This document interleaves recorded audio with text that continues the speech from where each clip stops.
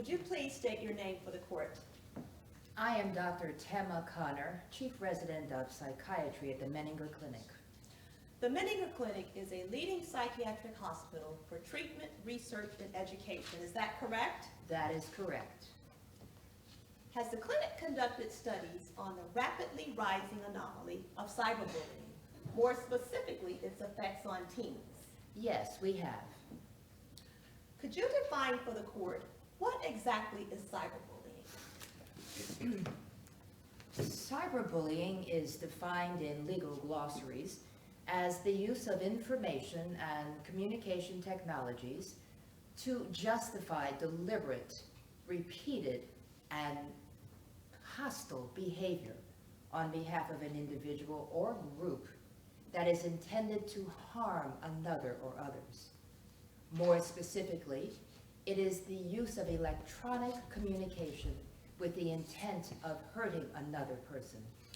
Could you give specific instances of cyberbullying?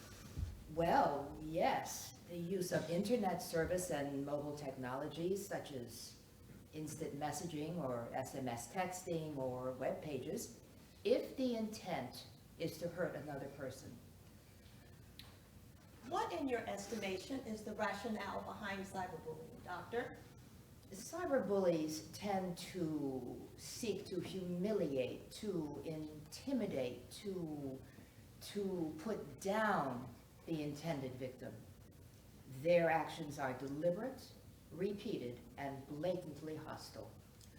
So, the internet, cell phones, and other devices used to send or post text images with the intent to hurt or embarrass another person is considered cyberbullying? Yes. From what you've seen in your studies, is it common or uncommon for entire web pages of harmful content to be aimed at an underage individual? To develop a website for the sole purpose of undermining an underage teen is definitely uncommon. Given one's frailty, could the actions of the cyberbullier be considered more injurious? Depends. Studies have shown that people who tend to be cyberbullied are low in self-esteem, lack self-confidence. Often teenagers have that problem. So yes. Do you happen to know the percentage of those teens suffering from low self-esteem?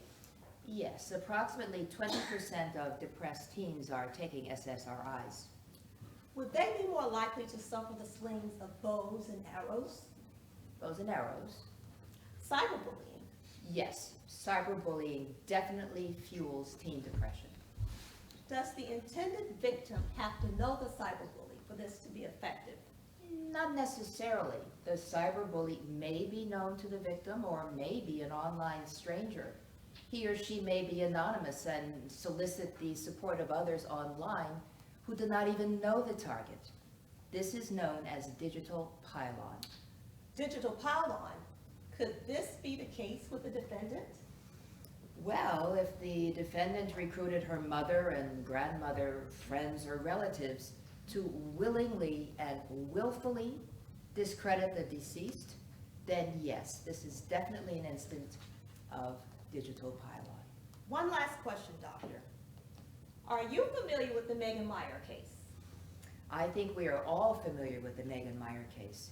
Is that not why we are here today?